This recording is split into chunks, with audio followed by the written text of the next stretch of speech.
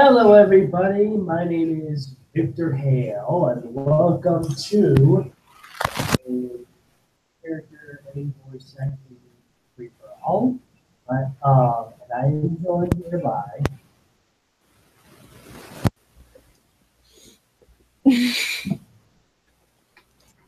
Hi. uh, Jesselina. Where's the name? That's my eardrums, bitch. Anyway, one of the so I'm going to go through a series of showcasings. Is if you notice, shield. Super Smash Bros. 64 and most of the 64 games have texture packs and texture hacks. But for Super Smash Bros. 64, there remains no way to really change that. So I'm using just a texture pack of two parts of the shield. And here we go.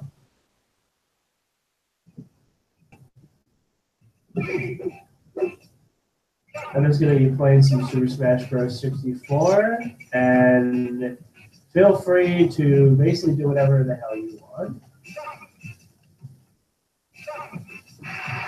So yeah. I'm just like very intensely just staring at what you're doing. I'm sorry. I'm very into watching people play video games. I'm sorry.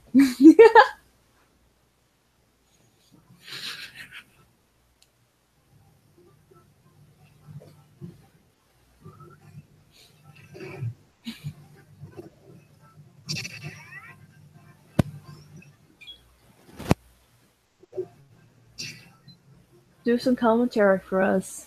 It'll be more interesting.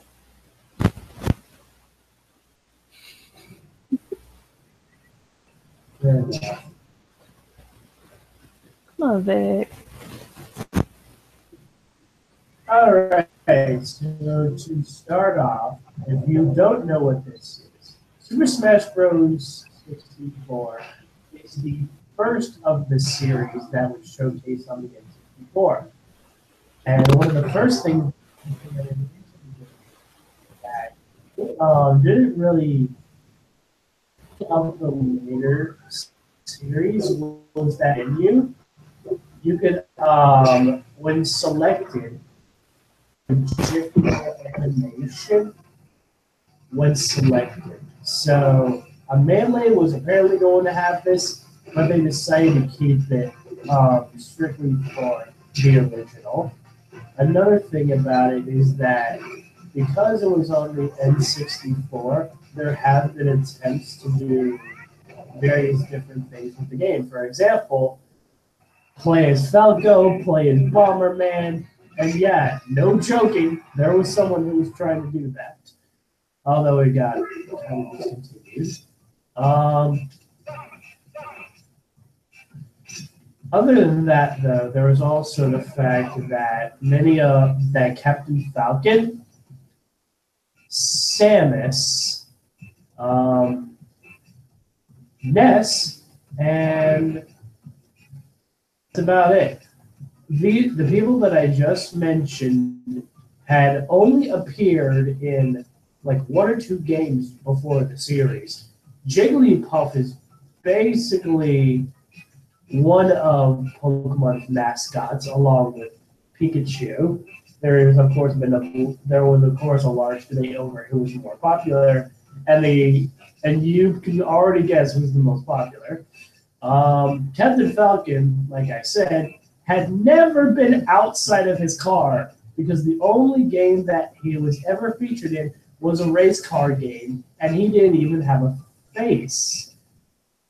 So they made him specifically for this game as his first appearance. And they went on to have him included in the F-Zero X, F-Zero GX, F-Zero AX, you get the drift.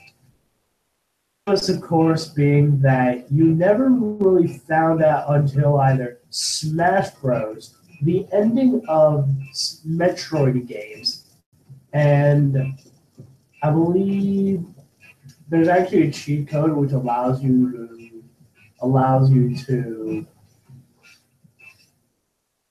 there's a couple of cheat codes or really passcodes that allow you to see Zero Suit Samus, so to speak. But in this game, Samus is nothing more than a skeleton. You know, how do you not know them? Although Luigi was planned to be in Super Mario 64, if they were able to make a two-player game out of it. DK is kind of interesting. He's a rare character. He was developed by Nintendo, but initially there was some dispute going on between Nintendo and Rare over who had the rights because of the Donkey Kong Country series that Rare helped him on. Ness is a character from Earthbound. Of course, everyone who's a fan of Earthbound knows who Ness is. But up until Super Smash Bros., nobody even heard of the game, really. Yoshi, everyone forgets that Yoshi is in the Mario universe at times, and don't worry, I've actually met people. And then we, of course, have Link. Well, actually, Fox, Star Fox. You, of course, had the Star Fox 64, but up until now, he never really got out of his R-Wing, as stated before.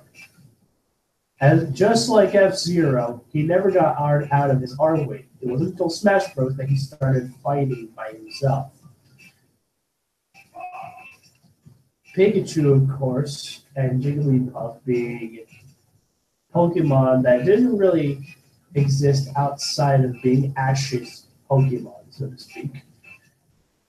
And of course, Link, the mascot of the Zelda series. There was a long debate way back in the SNES days about which character was more popular, him or Mario. Miyamoto leaning towards Mario, and a lot of people doing so as well, though it was debated that Link's stories were more in-depth. So yeah. I am going to be playing against Valentine's Day Falcons, so time to get fabulous. It's not called it's clubbing. I had to.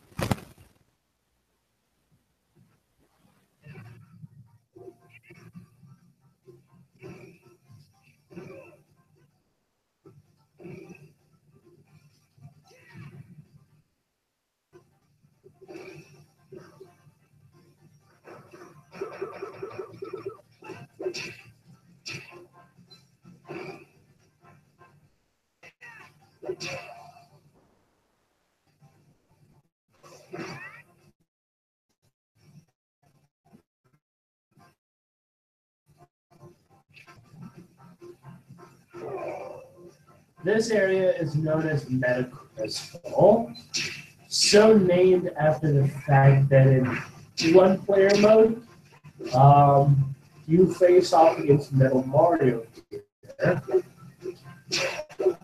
When you play the solo modes and you get to this part of the level facing off against Metal Mario, it's kind of funny.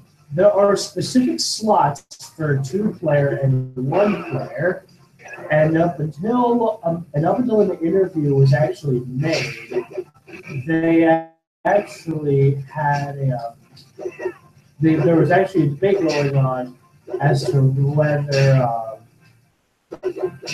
there was a debate going on whether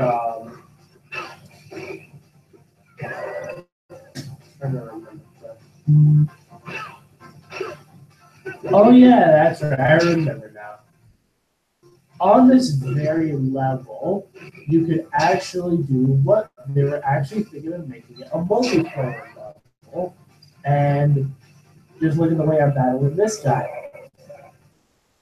Are you really using a game shirt? Go to the force mode of the stage. But yeah.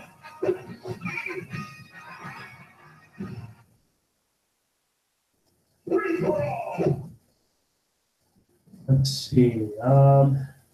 Change the stage to The real name of this stage is also known as Fighting Polygon stage. This is the stage where in one-player mode you face off against a bunch of fighters without specials. Basically, everyone as a character is here. However, none of them can use specials. So it's up to the player to face off against a team of these guys who don't have specials. It may sound easy, but the main point of it is to kind of tire you out.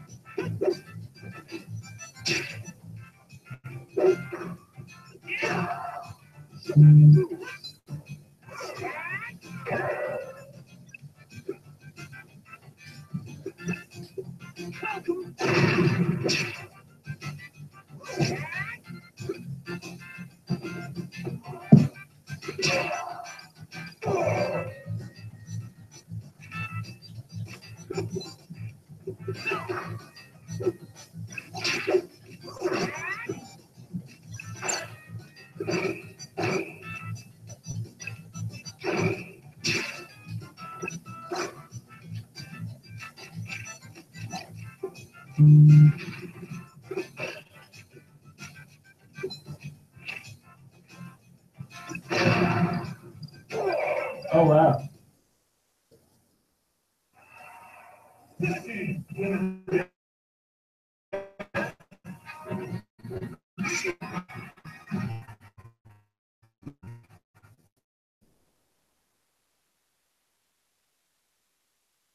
Here's another.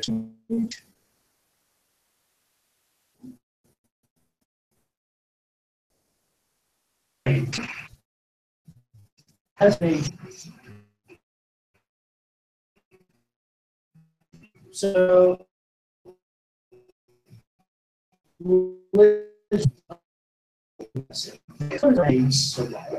if force loads a certain stage to load when you play in person, and the IDs of the stage declare what type of stage. So 00 marks the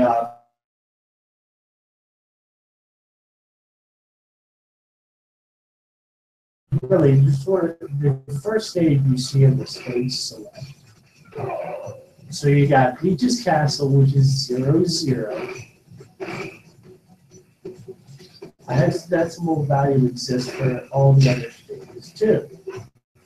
But then, well, if you play through the one-player modes, this level is where you face off against Master Hand.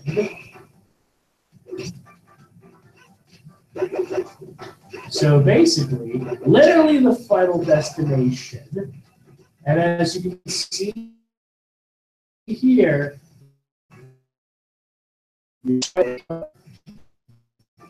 but I'm never really loaded. They were able to forcibly load the stage to. Until now, there was never a way to actually play on most people and it would actually crash, like to the stage.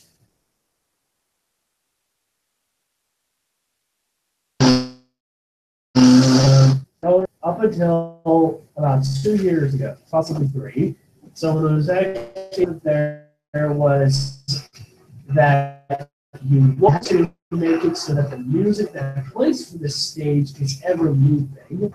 Because one of the things that was in this game or whatever was the fact that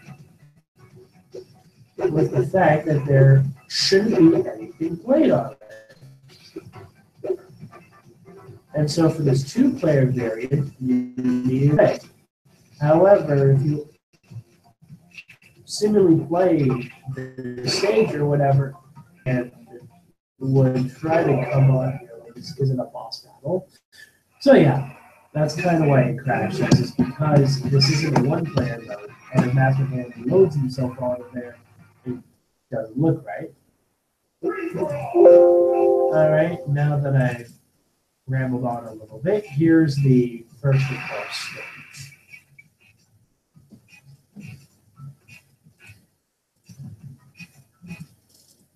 So, Peach's Castle.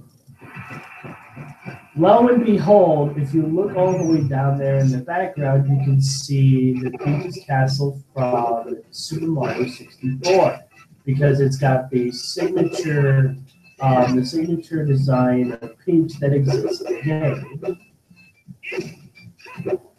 And plus, you got all these bumper things or whatever. I'm not entirely too sure about the inspiration behind it, but for all intents and purposes, let's just say that the background does more of the representation than the stage. Although there probably are some ways to explain why all of this is here.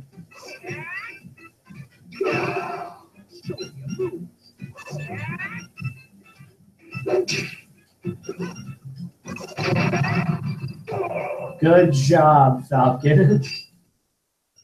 Oh, here's another thing. I almost forgot about this. What was the pre-release name of this game? Dragon King the Fighting Game. I forget the full Japanese pronunciation, but the English translation of the name was known as Dragon King the Fighting Game. The concept was strikingly the same, but instead of the usual characters that were included in this game, you actually had to deal with 4 characters who looked like regular men, except they were nothing but like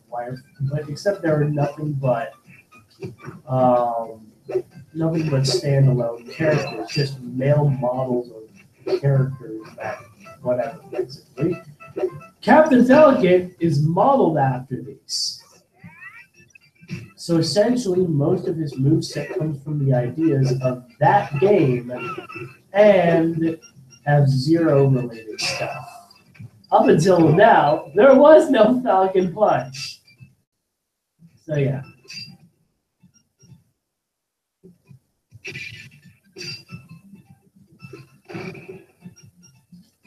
And up until this game, there was no concept of increasing percentage in order to get a Pokemon out of the stage.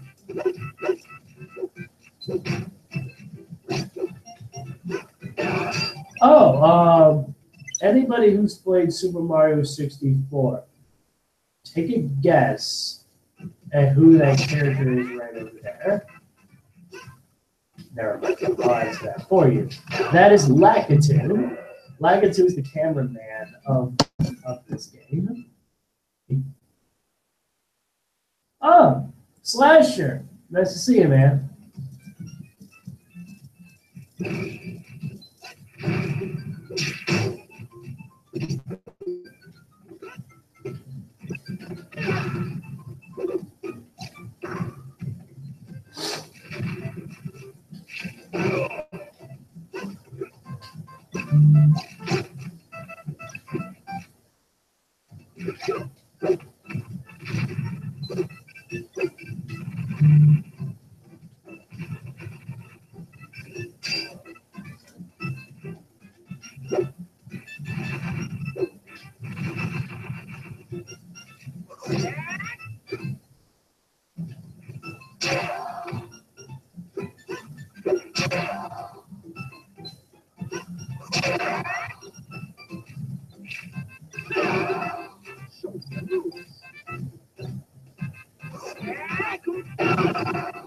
Wow. Just as you get on stage, you get Falcon punched.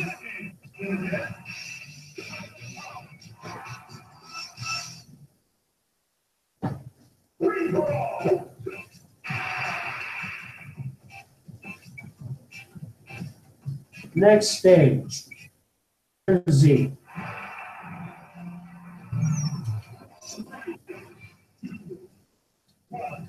I'm just gonna say this right away. Imported straight from Star Fox 64.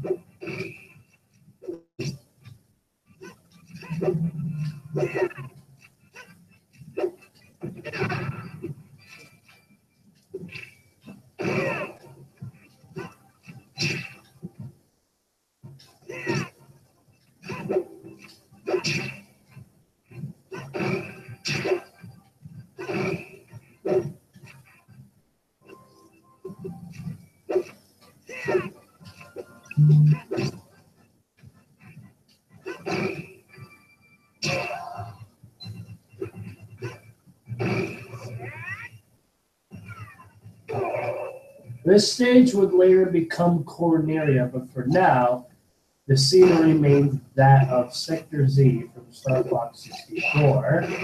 This is one of the supposed optional stages. Well, actually, no, this was a main stage in Star Fox 64 where you can unlock the true ending.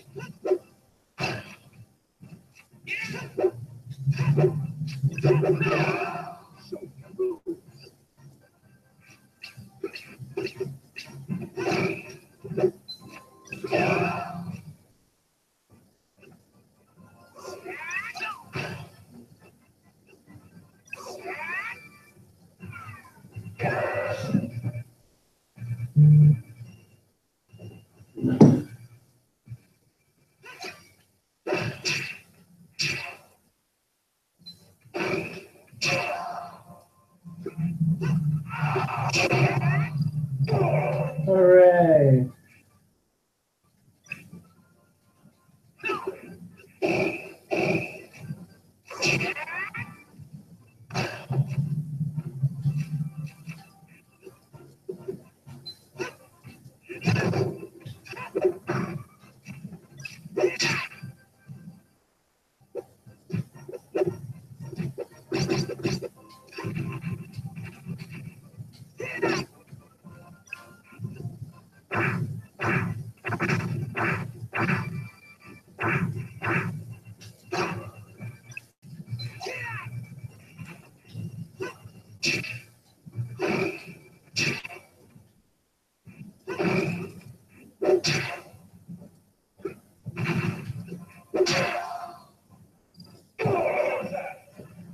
Hooray!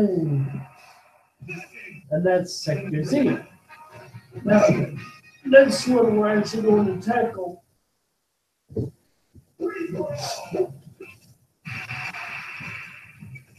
is Congo Jungle.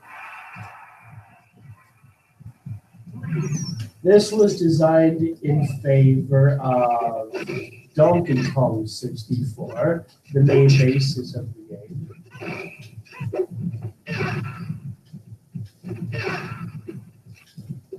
The main basis of this level is Donkey Kong 64.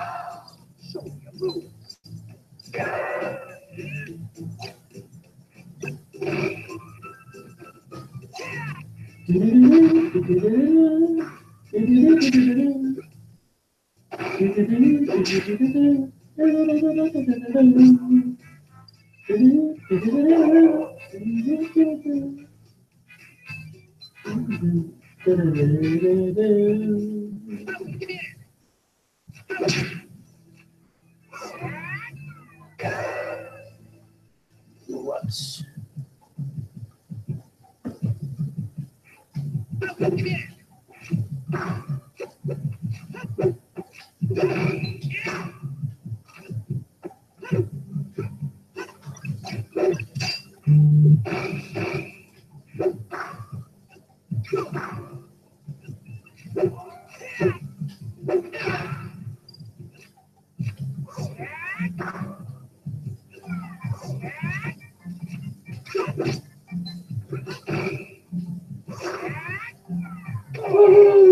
go. Edgard for the win.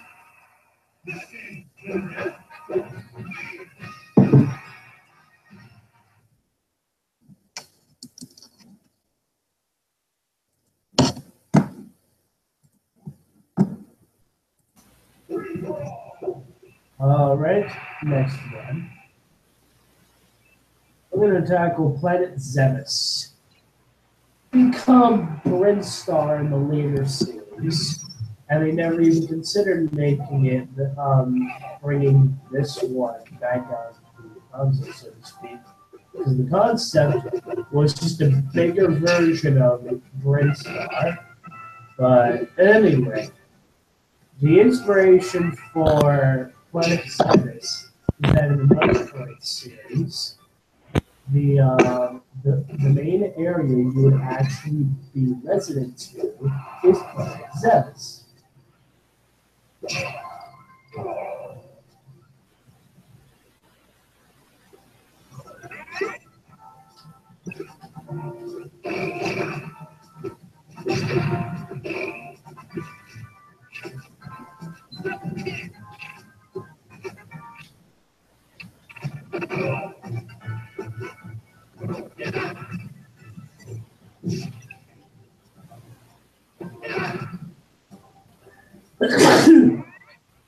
Bless you.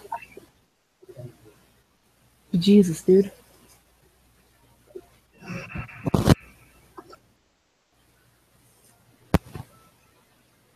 I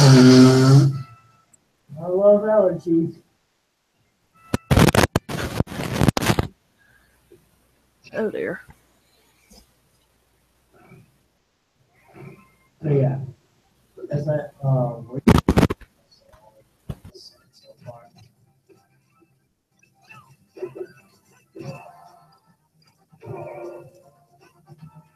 Did you hear what I said before, by the way?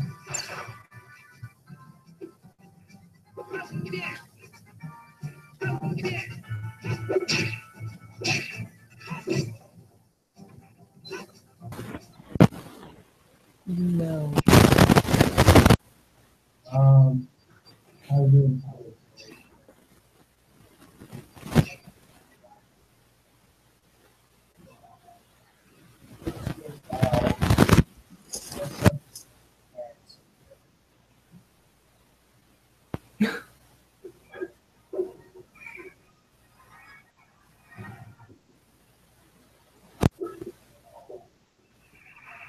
All right. Next up on our list is actually Yoshi's Island. Yoshi. Inspiration, Yoshi's Island 64.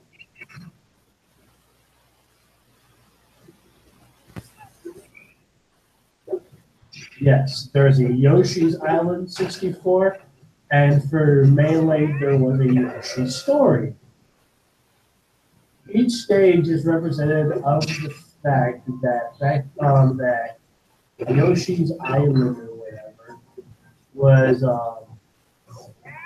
the original was basically the original name of the SNES sequel. It was the sequel to Super Mario World, and the game was supposed to be called. Well, actually, it is called Yoshi's Story. And it was Yoshi, and it's basically just Yoshi's recollection of the 7-star children who are destined to become great, including Bowser, Wario, Waluigi, Mario, Luigi, Peach, etc.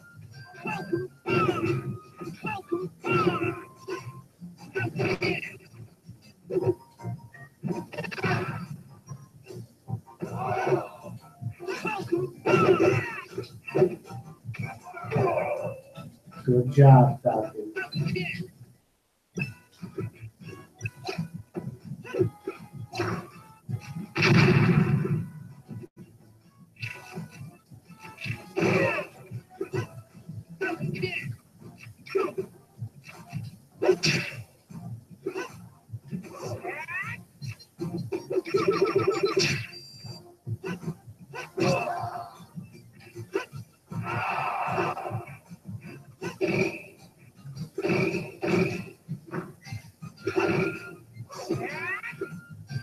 Yeah.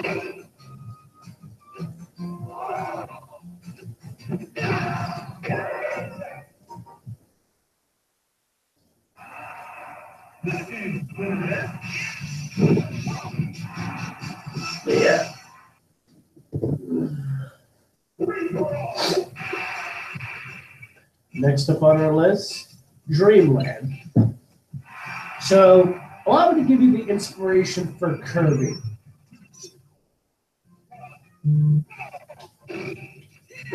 Eat a piece of gum, spit it out. Oh, wait. Oh, that's Kirby. That's literally the inspiration for Kirby. Sakurai apparently ate a piece of gum, looked at it, thought it could be a fleshed out character, and called it Kirby. I am not kidding you.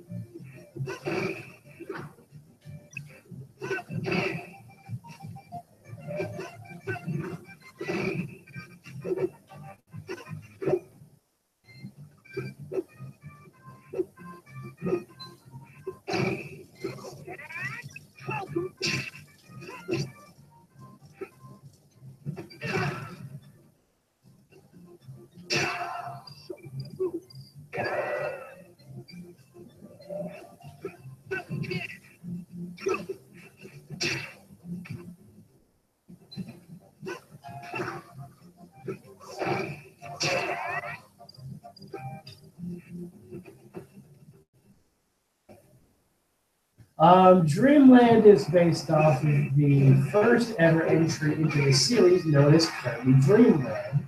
I'll go more into specifics for Kirby when I get into the character infos and movesets.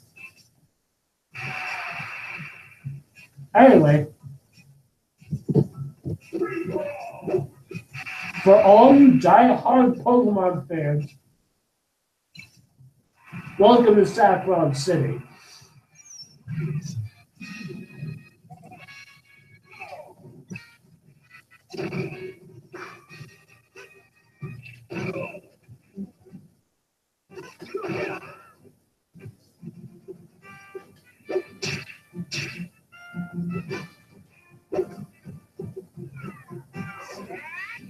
And I failed miserably. Shit.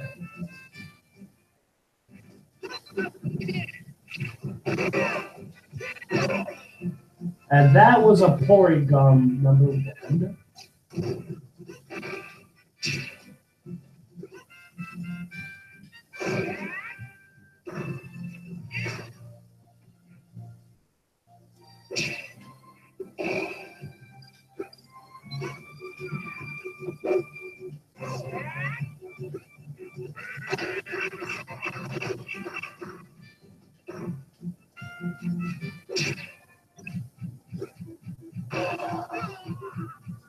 Jackhammer!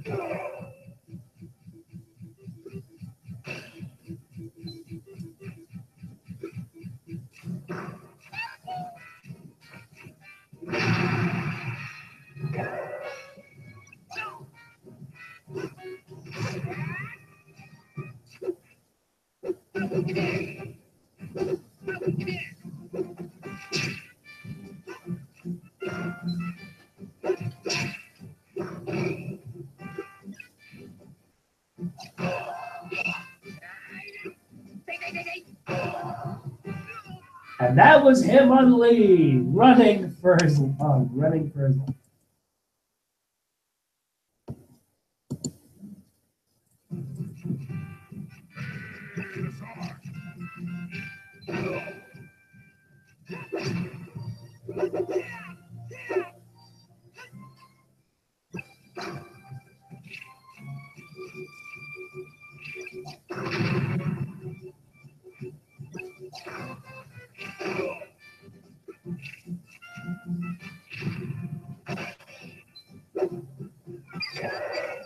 And I failed miserably.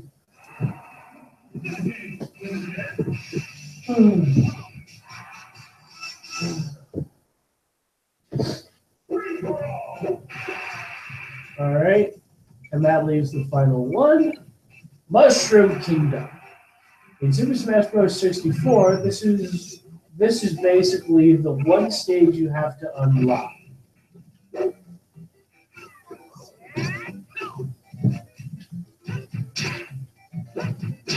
I'm not too sure of what the inspiration is.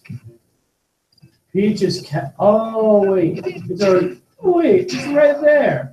The inspiration was Super Mario for the NES and SNES.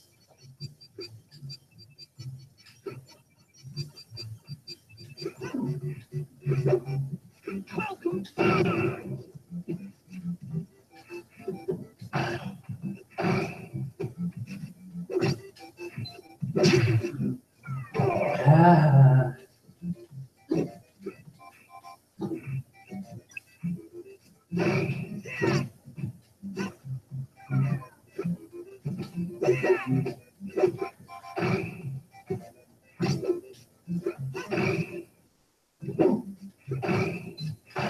And now I'm going to talk about concepts from Super Smash Bros. 64 that were confirmed to be in the series from the get-go. Well, let's start with the most famous one. The most famous mention by Sakurai himself was that apparently in the original game, they wanted to put Final Smashes into the game. So literally, Link would have his iconic Triforce Slash from Ocarina of Time.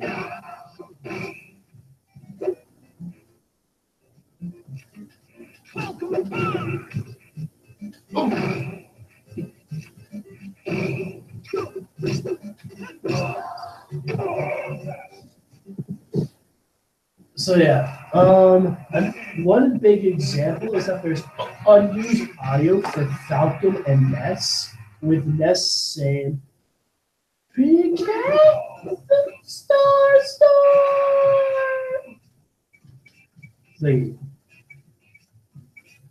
Last but not least, Hyrule Castle. If you've played The Legend of Zelda: Ocarina of Time, you know what this is. This solitary landmark is a staple of the Zelda series. It is where Zelda lives. It's where Ganon takes over a lot of times. You will not miss a chance to not. You should not miss a chance to not know about Hyrule Castle.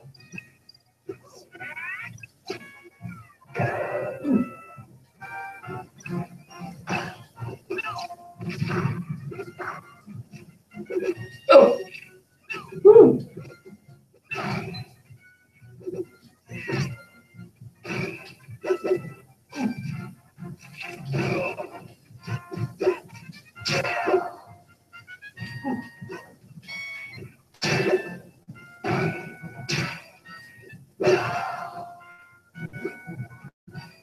Oh.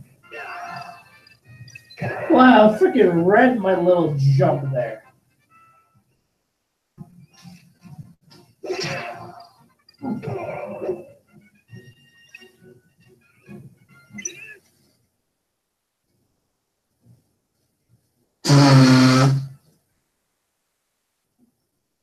But I'll go into further explanation. So Hyrule Castle, you cannot really miss it. If you played the original game and almost nothing else, you were playing in Hyrule Castle the whole time, princess. Or should I use a better term? Well, excuse me, princess.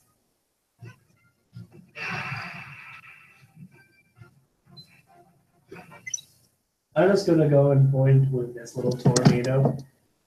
I'm not too sure about it. I think they just put this in here for the sake of trolling with people. Because I swear to God, it's perfect.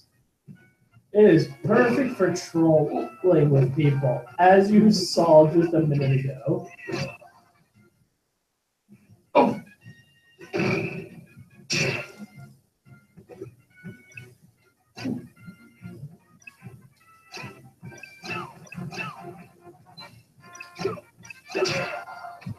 Oh.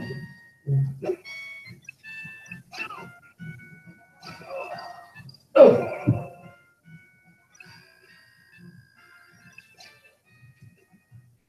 Oh.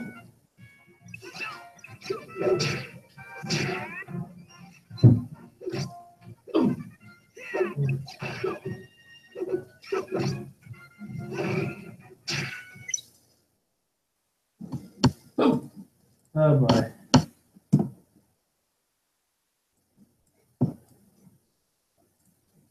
Ooh. Apologies there.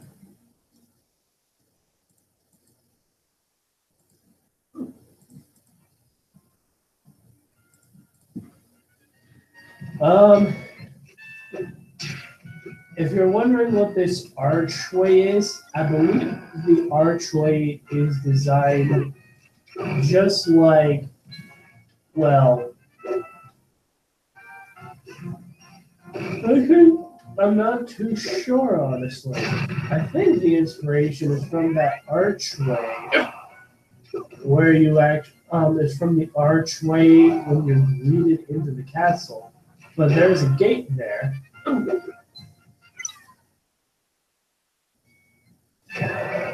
I'll own my losses. But yeah.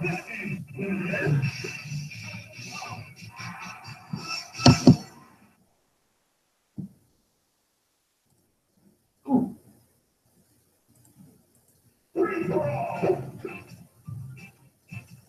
Let's see that. No, that's all the stages. Now I believe it's a good time to.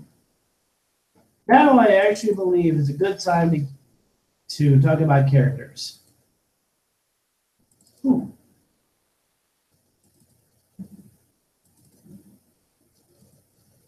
Ooh.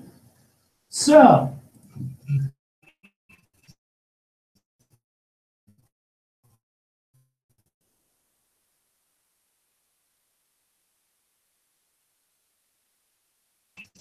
With Link. I don't know every one of them, but I'll try my best. This getup is Link's standard uniform. This is based off the Zora tunic from Ocarina of Time. This is actually based off of the Lavender tunic from A Link to the Past. Is based off of the Goron tunic from Ocarina of Time. In Super Smash Bros. 64, there would be only one costume per C slot. And your controller had 4 C buttons.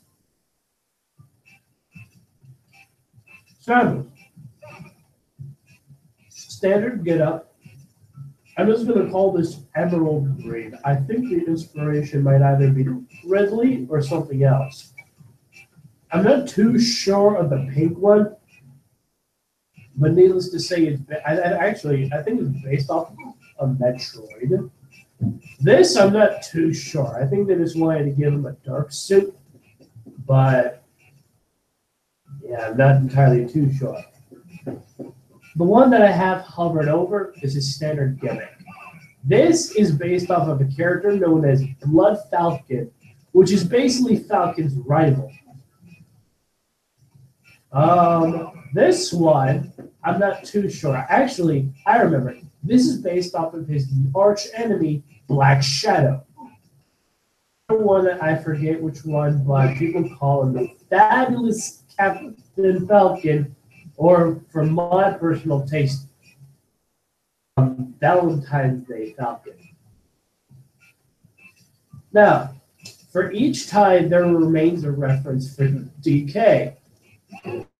This one, I'm not too sure. I think this might be based off of Cranky Kong. That's his standard gimmick. This one, I'm not too sure. If I were to guess, I would say, actually no, I think this is based off of Cranky Kong, and this one is based off of the Joe Kong or whatever, I forget. The Funky Kong, that's it, I think. Not too sure.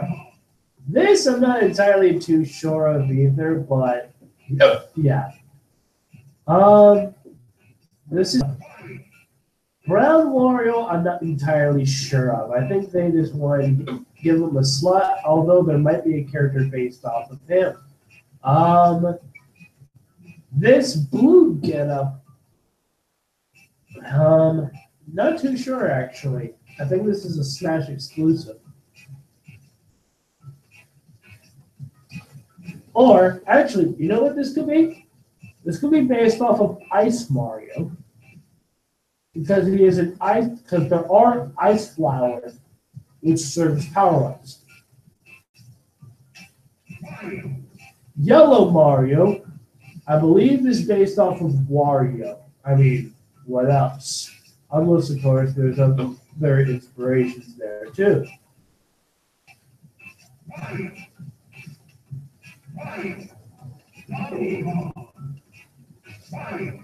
But yeah, there should be another one.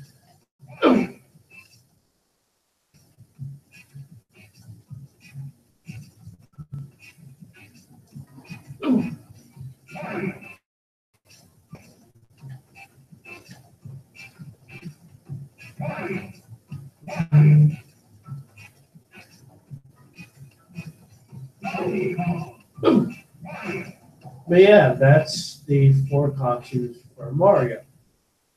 Now let's look at Luigi. We got Luigi himself. We got, I guess, Peachy Luigi. This is, I don't know why Mario doesn't have it. Unless Sakurai did something wrong.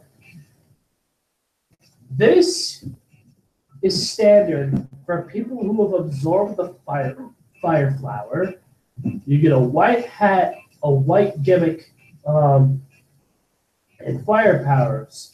Mario has a variant too.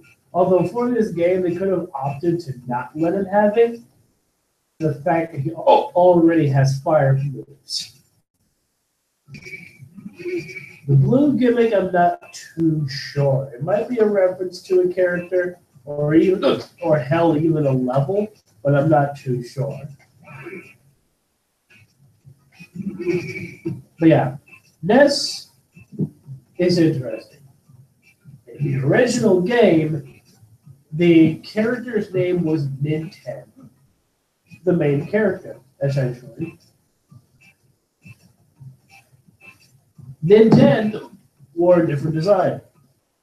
But for all of its intents and purposes, it was later found out that Ness and Nintendo, I believe, were different. Ness is based off of the fact that Earthbound came out on the NES. The Western version was completely gone, and the only one they had for the American release was the second game, also known as Mother 2.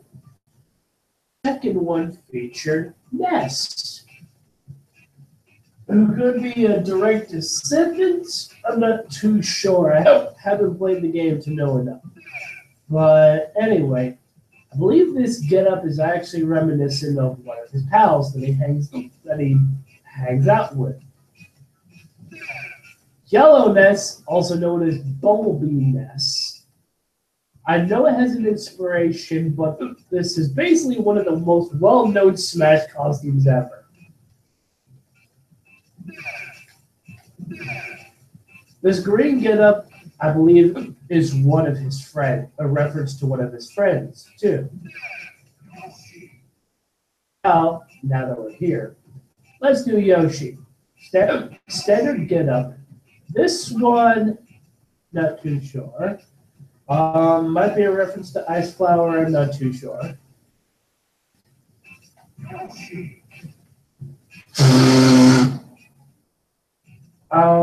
If I remember correctly, I believe this is based on a Koopa, actually.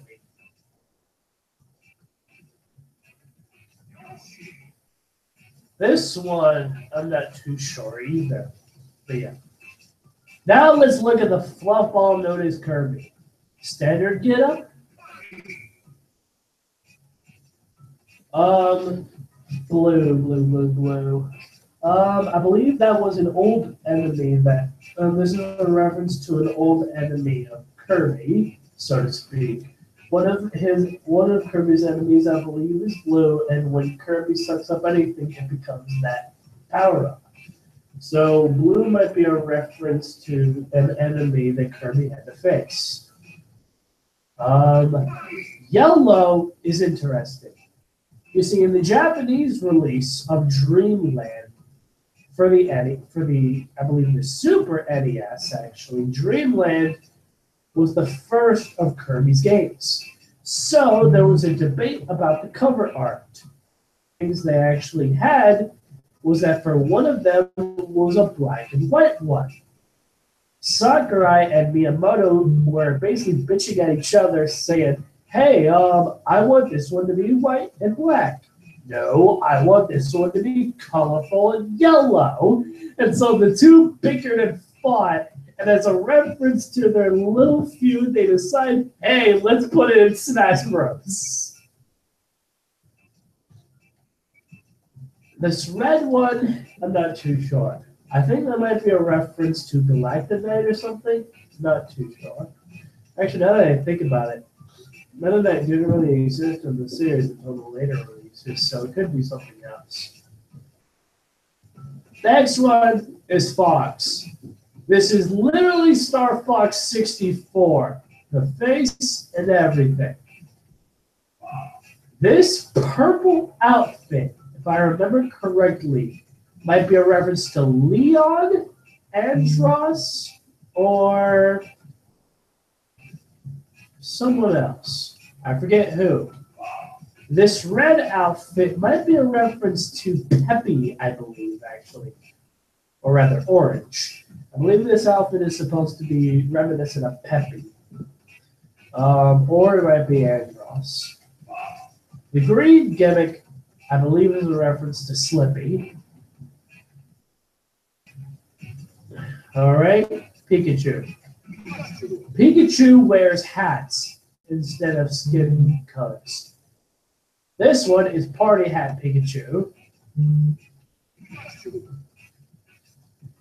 Another Party Hat Pikachu. I'm not too sure of what that reference is, so to speak, but this one, I'll have to debate it. Wizard's Hat Pikachu.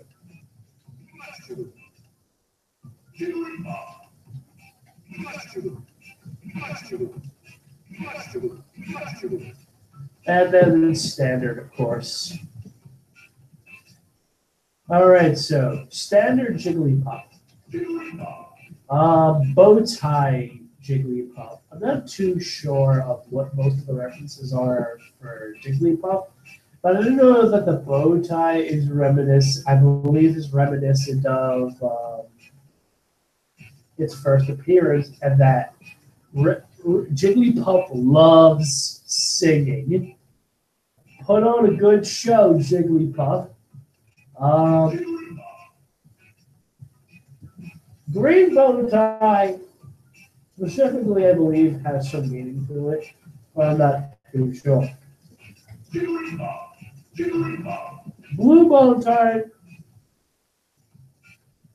not too sure.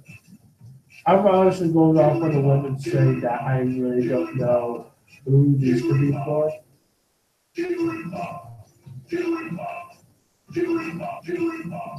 But yeah, that's about as many references as I can count right now. But yeah, my favorite, of course, is Link. So yeah. Now let's go into character movesets, starting with Lincoln Falcon. As I stated before, Captain Falcon's design and appearance in terms of how his animations proceed is based off of a character designed in the early stages of Super Smash Bros. 64. The original name of the game was Dragon King the Fighting Game, and the character models were that of 4 different males fighting against each other in a 4-player brawl. Percentage goes up, you'll have a bigger chance of knocking your opponent off the field. Or really just getting them outside of the box. Because lo and behold, apparently Nintendo doesn't know how to do that. Wait, no. I'm kidding. Anyway. Captain Falcon, his entire moveset is the same as those characters, but to add specials and a uniqueness to his moveset, they made the design to be just like how they pictured him to look like when he goes to fight against people in the N64 days. So, let's start. Falcon Punch. Literally the most iconic move of the game. Captain Falcon's moveset was entirely up for grabs. So they gave him a move which would later be a staple in the series, being Captain Punch, the most infamous move you can think of when playing the game, because nowadays, when you play Super Smash Bros. Competitively, if you use that move, major disrespect. But yeah, it also shows you're a guy that goes all out. Now then, let's go with Falcon Kick. Falcon is pretty much that one racer who really loves calling out his name, like most fighters. So, Fire Style Fireball Jutsu, anybody? He's a guy that really loves boasting himself whenever he has the ability. So, you figure it out for yourself. His side specials would later be called the Raptor Boost, but that's only in the later series. Anyway, moving on. Let's go with Link. Link's kick can actually be found in Legend of Zelda 64. There are plenty of unused moves that were scrapped or not used at all that actually appear in the game. For example, for Link's attack can actually be found in an animation. The downward strike animation that you see Link do when he does his downward aerial is the same as an unused animation in Ocarina of Time. If you his attack where he holds the sword skyward and slashes down, I believe is a reference to one of the early promo vids for Zelda 64. Not too sure. But continuing here. I think it's better and best to show you. But anyway. So his entry animation there, you saw how he just lowered himself down and pulled the sword out. Well, in Ocarina of Time, the main mechanic of the game is to warp in and out of places and to go through time. So essentially, that pillar could be a reference to that beam of light that appears at the end of the game when Link becomes a child again.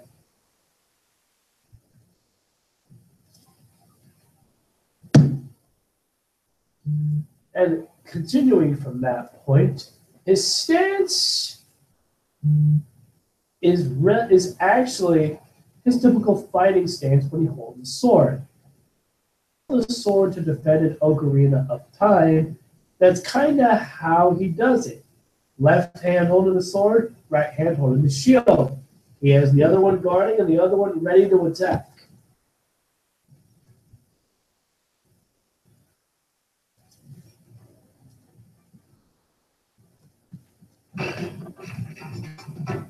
His animation, I'm not too sure. I do know that when I do know that, I believe his running animation may be based off of Ocarina of Time, but they decided to make it faster. Let's see. As stated before,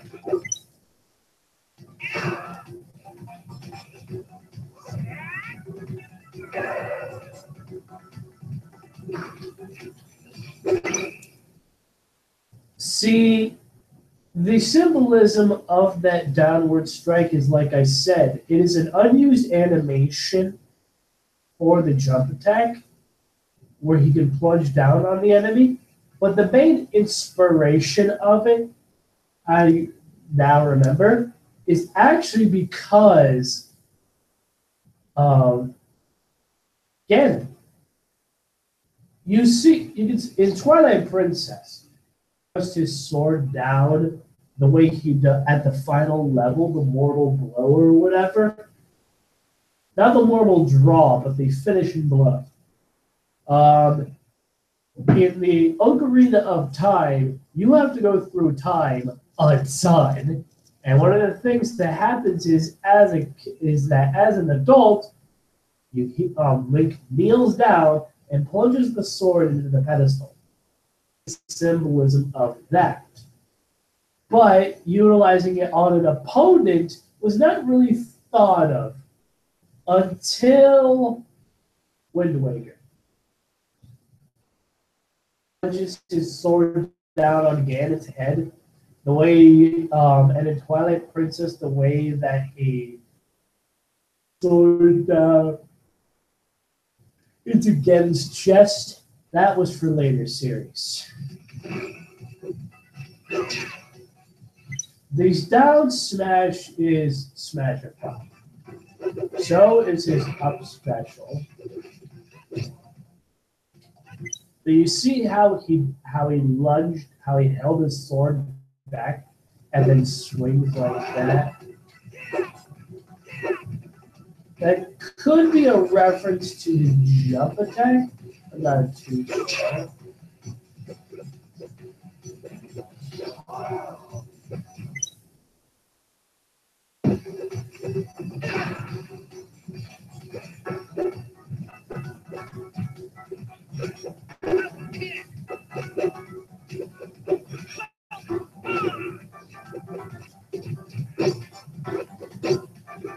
Actually, there's something. The jab combo may not be so custom, actually. The jab combo is custom. There's an Ocarina of Time forward. You do 3 vertical strikes and then 1 diagonal strike. Right in front of you. When you strike horizontally, you do left, right, left, basically. And so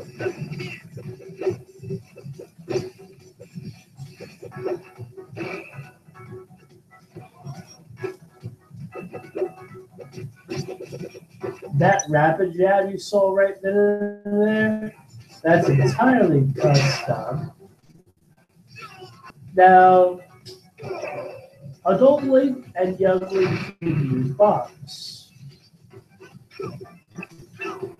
However, boomerangs are another issue. If you recode the game, you can technically make it so that Adult has a boomerang, But ultimately, they made a better choice to make him use a bow in the later series because that's a weapon that Link has an adult.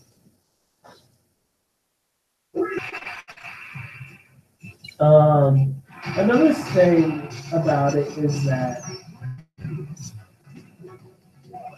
his dash attack. His dash attack may, I'm not too sure, actually be the finishing strike for Slash in this game, so to speak. Attack sideways and then shove the sword into his opponent with two hands. This may be a reference to the final strike against Ganon. I'm not too sure about holding the sword skyward, but actually, now that I think about it, it could just be the get item animation. In Ocarina of Time, there's a specific animation whenever you get an item where he holds out his hand like, Hallelujah, Hallelujah.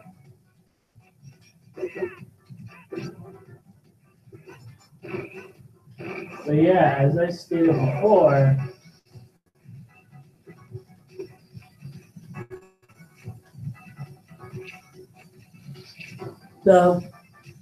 that is actually something relative. Adult Link utilizes a hook shot in Ocarina of Time, pulling things closer to him. And he's able to let go of that.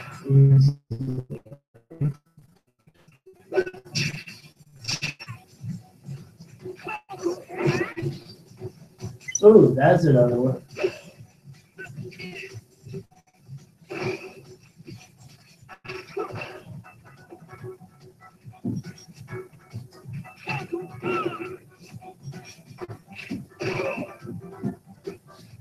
But anyway,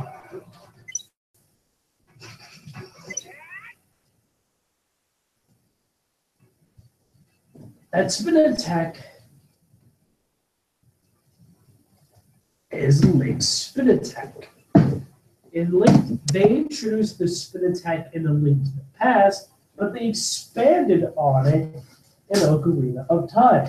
In Ocarina of Time, Link has two levels of the spin attack: a blue one and an orange one.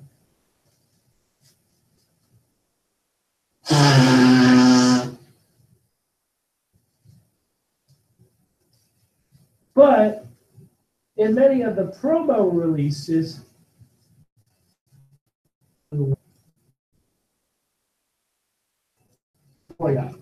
orange symbolized, yo, motherfucker, I'm going all out.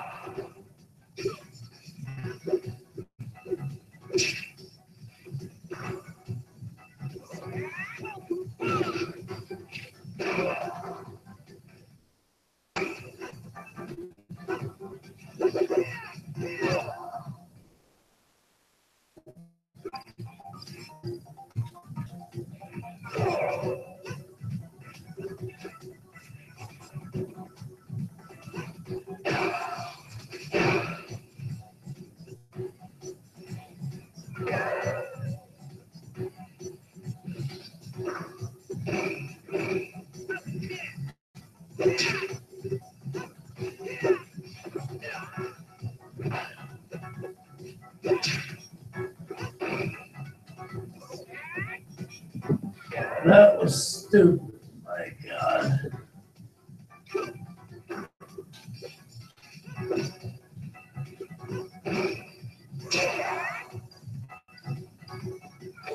Yeah. Information is something. But yeah. Now then, I'm only going to do a couple, but in depth with Mark. Now, as I said before, it could be because of the fact that he already has firepower because he got rid of the fire flower, so that was obvious. In this game, Mario could use his fire powers without needing the fire flower. Logic, am I right?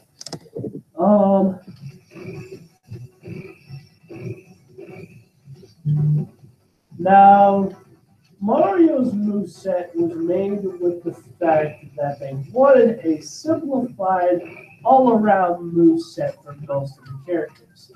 So naturally, they probably focused on him first.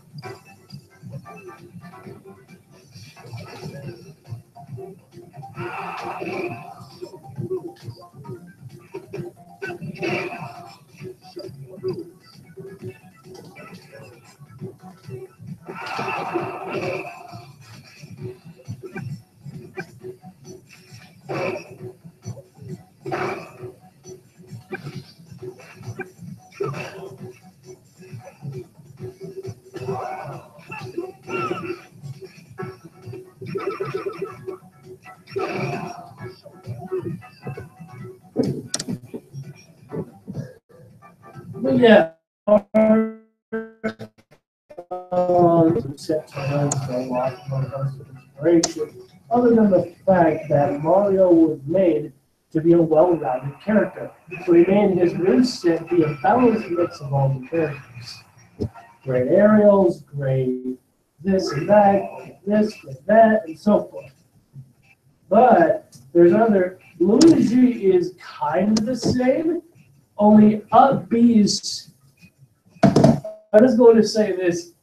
Luigi's up special is sure you can. Sure you can. I'm just going to say that's the only reference to Street Fighter in this game.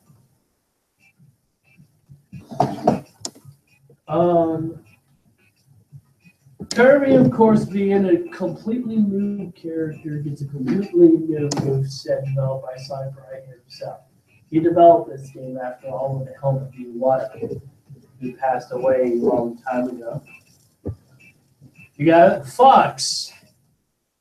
Now, the blaster and everything is taking his designs from Star Fox 64. So naturally, some of his attributes were made his playstyle in Star Fox 64. Although with this in mind, it would also seem that there would be other stuff too.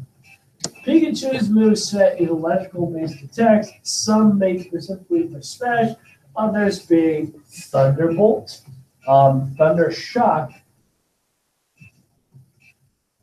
and some other attacks. But yeah, there are a couple of tail attacks. Like it's kind of like a I believe the basis of the tail attack, which would be Pikachu's up smash, is tail whip. And it's actually a non-damaging move. Rest is the most iconic thing this character has, along with the up special being Rest, or rather sing, because as I said, Jigglypuff loves to sing, and that move will hypnotize anyone who's nearby. The down special is Rest. However, in this game, I kid you not, if you're standing next to Jigglypuff where he's facing you, hail from the map. Look at you. Other moves are different. I'm not too sure. Most of them are just smash moves.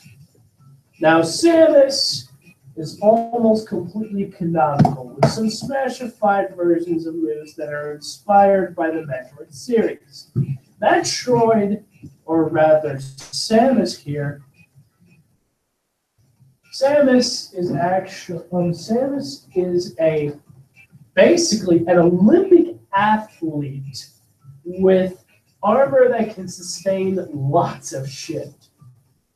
The blaster is iconic for the fact that when she gets that suit, she can power up beams of energy, charge it up, and she can blast it full.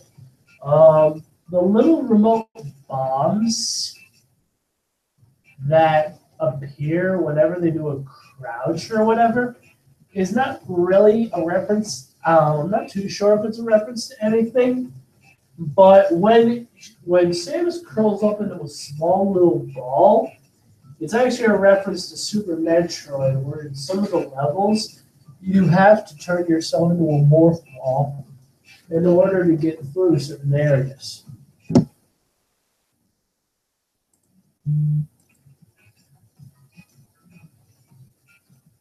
Let's see.